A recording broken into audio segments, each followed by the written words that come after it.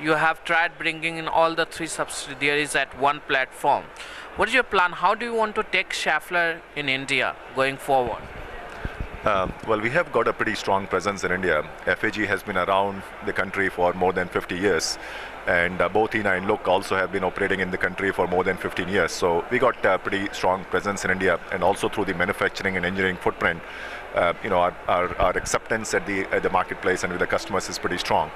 The thought of bringing the Schaeffler umbrella on top is to represent certain value and certain expectations that the customers will have from the three brands together. The synergies that we bring through providing the complete product portfolio to our customers is something that is of great value to our customers. I have been working closely with our team on reorganizing our team under industrial and automotive business divisions now, so that we can really go to the customers as one face to the customer and offer the complete solutions. And that's a journey we started 2 years ago, and we continue to work on it. What is the next step for Schaffler now? Are you going to expand your product category also here in India? Well, that's something that we continue to do almost every day. Our growth has been pretty well. Last year we grew 17% in India, with our turnover being in excess of 3,000 crores. We are launching new product segments this year as we speak. So, for example, in automotive, we have done automotive alternator pulleys last year. We are doing chain drive systems, front engine accessory drive systems. So we continue to expand the product lines we are into and providing increasing solutions to our customers. With the Make in India program, the government is offering a lot of easy access to things in India and encouraging manufacturing. How do you see this helping you, and what kind of capex you have for further investing in India?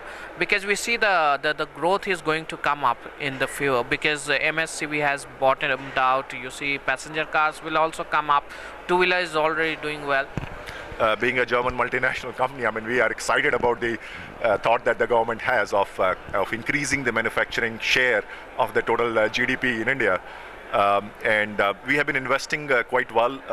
This year we have plans of investing 180 crores into both our manufacturing footprint as well as engineering capabilities in India. And that's the sort of level of investments will continue at least for the next 5 to 10 years. Foreseeable future is something that we will continue to do that.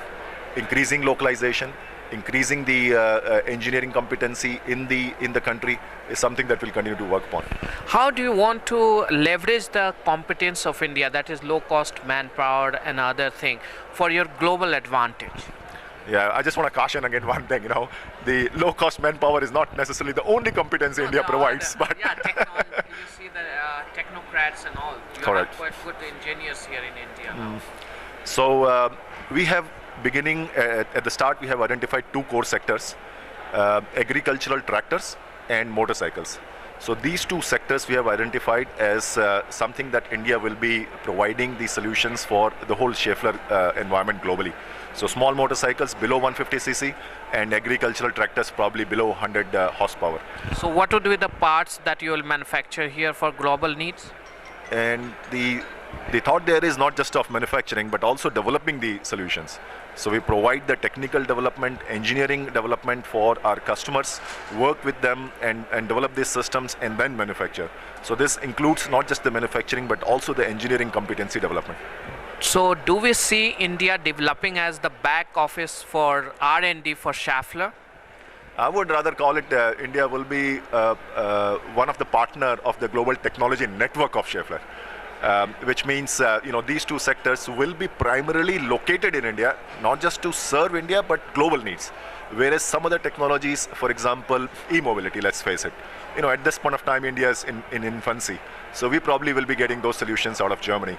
So we are part of the technology network where certain technologies will be developed in India for the global applications, whereas other technologies we might be dependent on other technology centers around the globe. We see that electric vehicle, the government of India has earmarked some investment for electric vehicles, but we see hardly, companies getting into manufacturing product for EVs. Do we see Schaffler taking the first step in this direction? Well, if yes, what would be the we are a technology solution provider. We have solutions on e-mobility.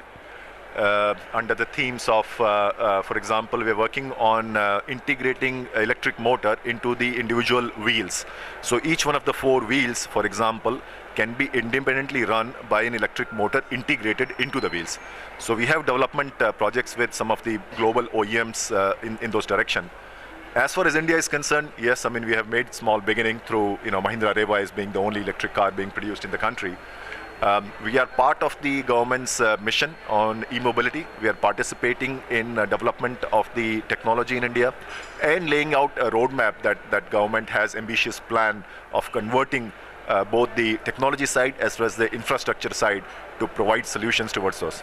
We see that electrical and electronic parts are increasing in vehicle in India. Previously, we did not have even AC as a standard fitment. Now today we have these all are mandatory. We have. How do you see it changing shape in India? The content change, the technological change is an evolving thing. I think some of the trends happening in terms of engines becoming smaller, right? I mean density of power downsizing, for example.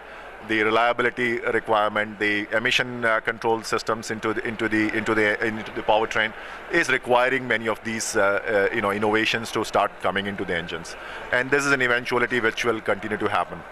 We have strong association with our technology partners, Continental, for example, wherein we have 46% strategic share of Continental. And they are particularly strong in providing electronic solutions in powertrain. So we're working very closely with them on co-developing such solutions and providing it to our customers. In India, we have seen a new technology, AMT, because we see the congestion, traffic congestion is very huge in India. So there is great scope for this product. And we have only one supplier right now. So there is a great opportunity. Do you think you will bring such technology? Well, probably a year ago, nobody was talking about this topic, but now it's becoming a very, very important topic. So we have provided various possible solutions to our customers. We have what we call an ECM, or electronic clutch module or management, which is what we demonstrated on this concept car, wherein just the clutch pedal is removed and then the transmission can be changed or the gears can be changed without application of clutch. Then beyond that, we have the AMT solution, where of course now everyone is familiar with the AMT solution, and then going further on that, you can have DCT, you can have CVT. AMT like solution, the other solution, which one is cheaper and which one you think will be suitable for India? It seems like AMT is getting well accepted. Customers are well accepting the product or the first launch which has happened, and now there are almost every OEM is working on it. So yeah, we'll be very happy and glad to work on that solution and offer that solution. And apart from that, again, like I said, we have all the other automation solutions also on offer. So what are the solutions we can expect in the next few months, if at least? ECM is something, again, electronic clutch module is something which is already demonstrated as something we can do right away. AMT, we have certainly started working on it. DCTs, CVTs, as well as complete automatic transmissions are automation solutions which we are working with local as well as global OEMs on giving them the solutions. Our Schaffler AMT, a car on Indian road, when we will see that? It depends, I guess, on our customers, what the pull is, and we have demonstrated that technology to our customers.